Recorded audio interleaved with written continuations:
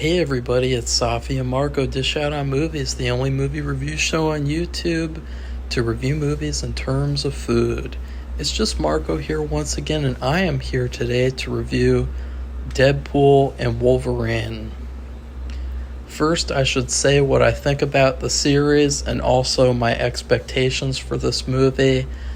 I thought that Deadpool 1 was really good when it came out. Like, I had a great time seeing it with a group of friends in a theater, and on, I think, the opening night, it was really, really fun. Even though it was kind of funny because, like, we were all in the back, and then there were all these older people in front, and they kept on giving us dirty looks whenever we laughed.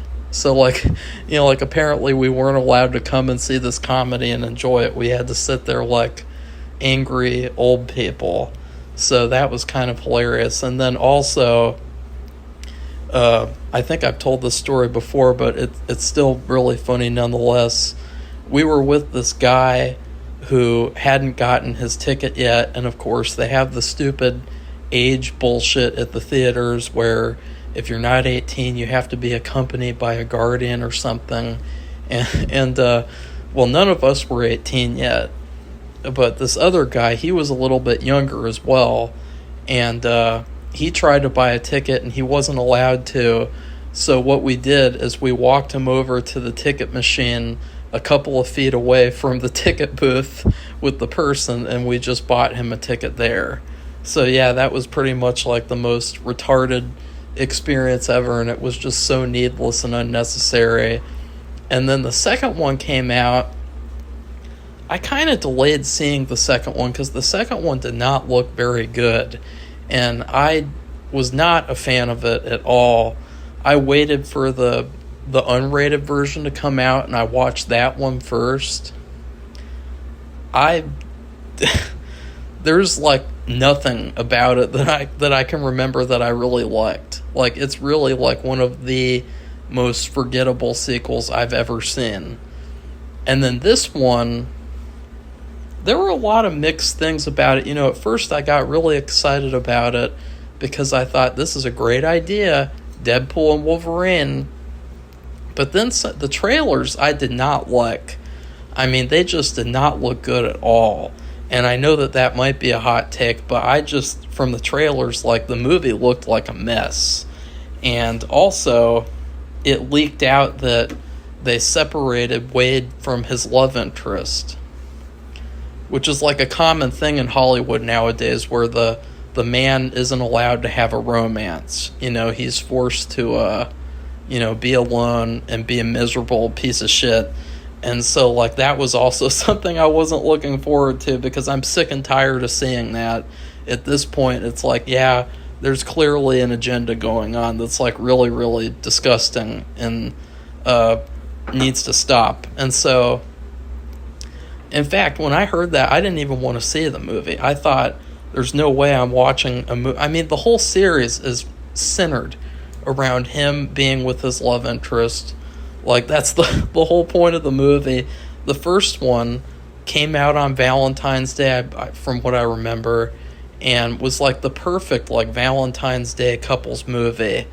And it just made no sense to take away his love interest. In fact, I still stand by after seeing this movie. Taking away his love interest was stupid. It was a stupid idea. She's with another guy. That's not a spoiler. It's in, like, the first 10 minutes of the movie. And it's stupid. It just feels like, because... And I'll explain in spoilers, too, because it just feels like they could have not had them break up, and it still could have been the same experience. Like, they could have just taken a break or something, or had a fight, or, something like that. So anyways, now on to the review of the movie. I got a bunch of notes here that I scribbled down. I don't have my computer with me because I'm away on a vacation to go to a convention for a day, and so I had to write them all down on this notebook. I can hardly read them. It's like Chinese. But anyways, this is a really ugly movie. Like, I gotta say, like, it is so ugly. It is uglier than Wade Wilson's face. It is that ugly. Like, I don't know, like, oh, God. Like, some of the, just, I'm really starting to question of, like, why did they make movies so ugly? Like, there is some color in this movie, at least. There's color here and there. There's lots of blood. Wolverine's suit is yellow and blue. And so, but it is so ugly. I mean, you really have to get past the ugly looks of this movie to enjoy what's going on here. Because like, I don't know what they were thinking, honestly, with some of the shots and with some of the set designs, like especially the one that's like in the majority of the movie, like this ugly, just ugh. I don't want to spoil anything though.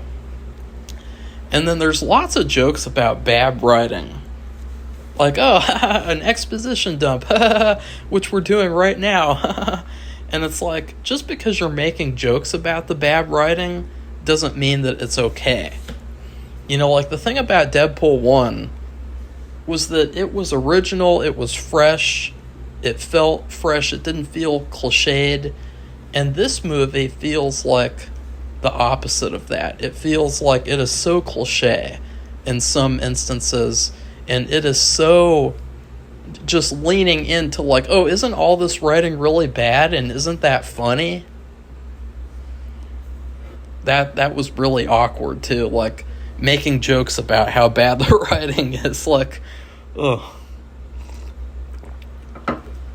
And then also, and now I don't think this is a spoiler either, but the landscape that you see in the trailer is this like Mad Max wasteland. And it just feels really bizarre and puzzling that they're doing this like Mad Max parody in this Deadpool movie. Like, it just doesn't feel like, it feels like they could have come up with something more interesting in terms of like the set design and the landscape of this environment. It didn't work for me at all. But I will say, and that's, see, it's not all going to be bad. I will say, surprisingly, the movie has a very good beginning and end. So like the first 25 minutes is really good, and the last 25 minutes is really good and is the best part of the movie. But the middle part is where the movie is really not good. So most of the movie is just exposition and cameos. Like, it gets really exhausting how many cameos there are in this movie, and also how much exposition there is, because it just feels like, okay, we gotta go to this other land now. Oh, we gotta have more cameos. And then we gotta go to this other land now and have even more cameos and exposition. And it just feels like it won't stop. And it's like, you know, the second one was just like complete crap. And it just felt like they were really, I mean, I can't even remember the second one. Like, the second one just really sucked. And I don't even, like, they just did things in places. And, like, what did they, like, break Cable out of prison? And then, like, they did a couple of things in the city. And then, oh, God, I just remembered that movie. Oh, that annoying little kid that they had to save. And that's another thing, too. Like, the whole last movie was all about how we have to save that annoying little kid that's in everything now. And then this movie is all about how, you know, spoiler alert, it's essentially like a similar type of story of like everything relies on one person in a way.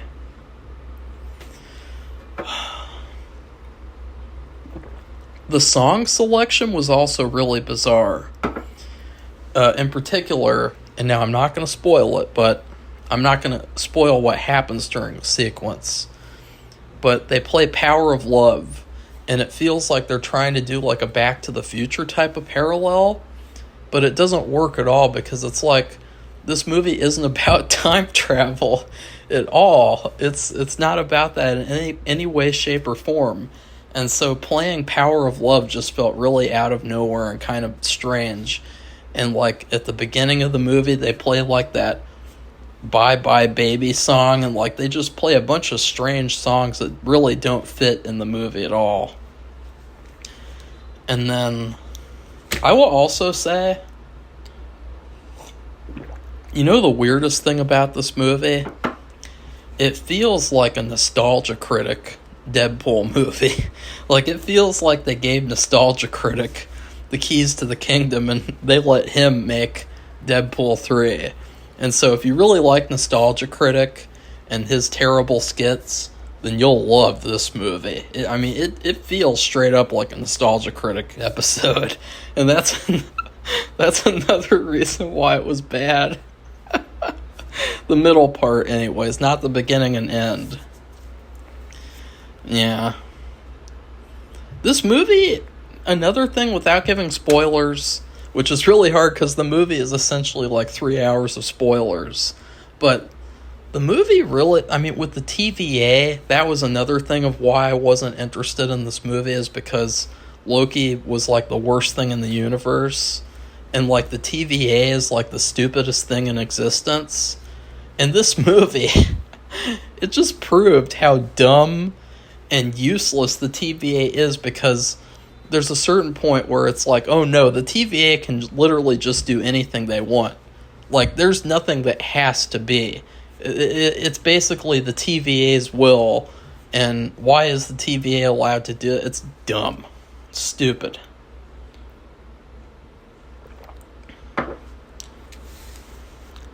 And I will say, too, surprisingly, I did not expect this from the trailers at all. But my favorite part of the whole movie, and I mean the whole movie, was the villain, Cassandra. She was really, really good. And it felt like, wow, like, villains in Marvel movies need to be more like her. Because, like, she was perfect. And honestly, I'd like to see another movie with her as the villain, or even more of her in, like, Marvel. Because, like, she did a really good job as that character. I never even knew about that character from the comics before, but I really, really enjoyed that. So that was surprising, because in the trailers I thought, like, ooh, I hope she's not the main bad guy. And then, this is not a spoiler either, which I have to keep saying over and over, but X-23, she's in the movie, and for some reason, she wears sunglasses while she's fighting.